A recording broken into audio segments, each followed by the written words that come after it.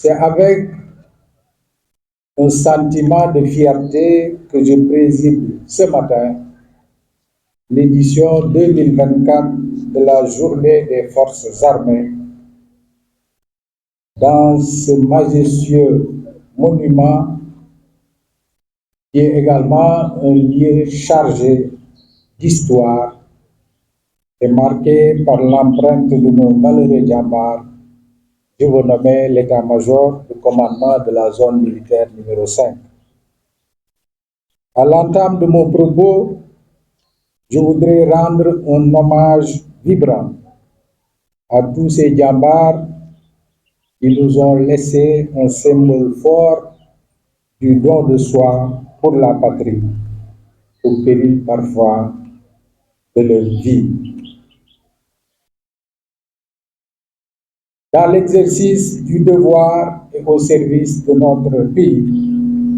et surtout de la paix, particulièrement dans la région de Ziguinchor. L'événement qui nous réunit aujourd'hui rappelle la place importante des forces armées dans la construction et la préservation de la stabilité dans notre pays. C'est pourquoi je saisis ce moment solennel pour renouveler aux familles des djambars tombés sur le chemin de l'honneur, notre profonde compassion et notre entière solidarité. J'exprime également toute la reconnaissance de nos autorités aux blessés et alités, tout en leur souhaitant prompt rétablissement et un retour paisible auprès de leurs familles et de leurs frères d'armes. Mesdames, Messieurs, cette belle cérémonie est un moment de forte communion entre les forces de défense et de sécurité et les populations de la région de Ziguinchor. Elle nous donne également l'occasion de réaffirmer que les forces armées sont plus que jamais résolument engagées aux côtés des populations pour la défense du territoire, la sauvegarde de la paix et le développement de notre cher pays. Elle m'offre ainsi l'opportunité de magnifier le concept armée-nation, vécu au quotidien à travers des actions concrètes des armées au profit des habitants de toutes les localités de la région. À ce propos, je peux citer les multiples missions de l'armée menées dans le cadre de l'accompagnement du retour des populations déplacées de Casamance. D'ailleurs, le 8 octobre 2024, Monsieur le Premier ministre a bien voulu charger les forces armées de jouer le rôle de maître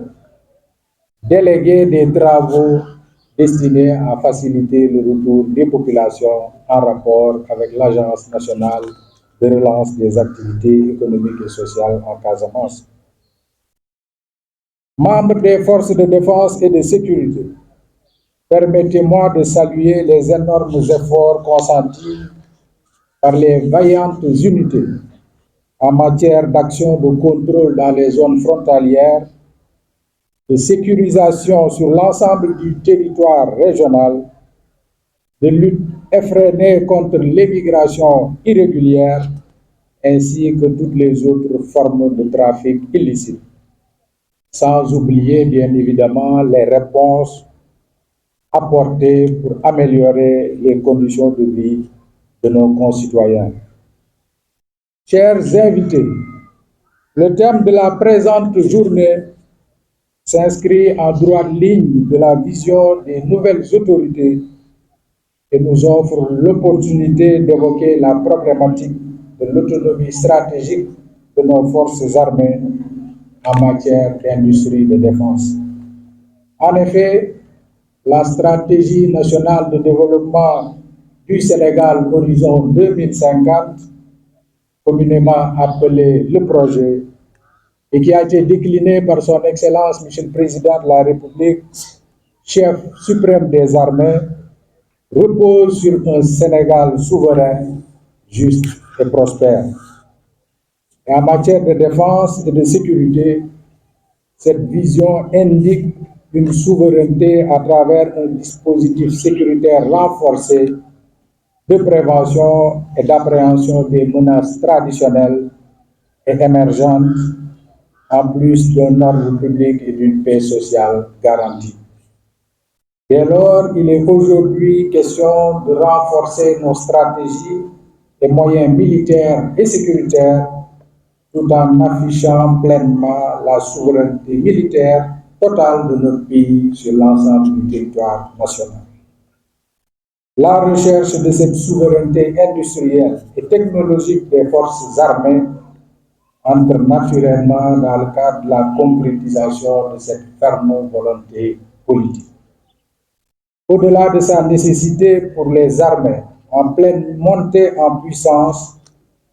l'autonomie en matière de défense et de sécurité soulève la question du cadre stratégique et du modèle institutionnel d'une industrie nationale de défense. Vous conviendrez avec moi que pour parachever la modernisation des armées, en cours depuis plus de 20 ans, dans un contexte international caractérisé par une compétition croissante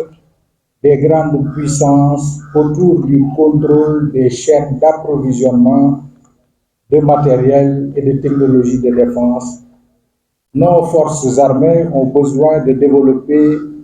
une autonomie en matière d'acquisition d'équipements et de services de sécurité. Pour s'en convaincre, la pandémie à Covid-19 et le conflit russo-ukrainien nous ont suffisamment montré la nécessité de développer une résilience dans ce domaine. De plus, la dépendance à l'étranger peut entraîner l'acquisition d'équipements hétéroclites avec une incohérence dans les doctrines d'emploi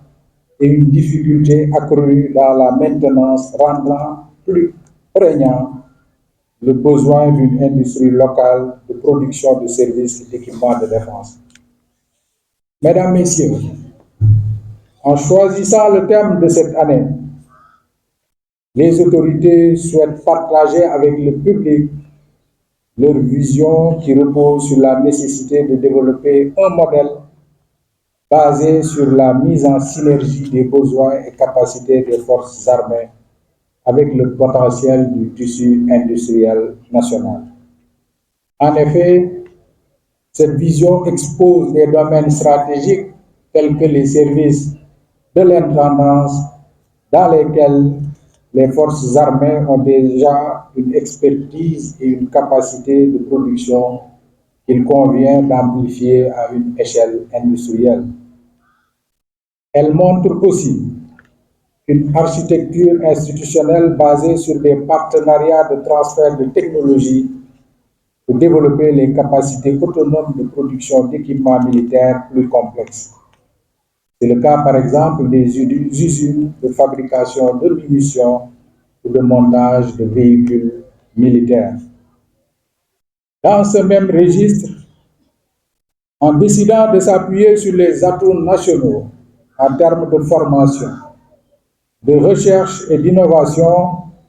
les forces armées peuvent progressivement répondre de façon endogène aux besoins liés à des technologies plus avancées comme la fabrication de drones, la maîtrise des systèmes d'information et la modernisation de nos moyens aéronautiques et navals. Enfin, le thème met surtout en exergue toute la pertinence du concept armée-nation, parfaitement symbolisé par les opportunités durables qu'offre l'industrie de défense, aussi bien pour le monde civil que pour le milieu militaire. S'agissant de ce concept armée-nation, comme je l'ai indiqué tout à l'heure, l'armée, au même titre que les autres services, a été engagée à tout mettre en œuvre, non seulement pour assurer le retour dans des conditions de sécurité optimales, mais également d'envisager des actions de nature à permettre aux populations de retour de retourner dans leur terroir de façon durable. Pour toutes ces raisons, le choix du thème de cette année, qui s'intitule vers la souveraineté industrielle et technologique des forces armées, revêt un caractère pertinent dans le contexte national et international. Mesdames, Messieurs, honorables invités, pour terminer, je tiens tout particulièrement à adresser mes chaleureuses félicitations au colonel commandant la zone militaire numéro 5, maître d'œuvre de cette belle cérémonie, au colonel commandant la Légion de gendarmerie de Ziguinchor, ainsi qu'à tous les responsables de toutes les unités des forces de défense et de sécurité qui ont pris part à la journée des forces armées et qui nous ont gratifiés de cette belle prestation. Je tiens également à remercier les distingués invités et le nombreux public ici présent qui ont contribué à donner à cet événement un cachet populaire conformément aux souhaits de nos plus hautes autorités. Je vous remercie de votre attention.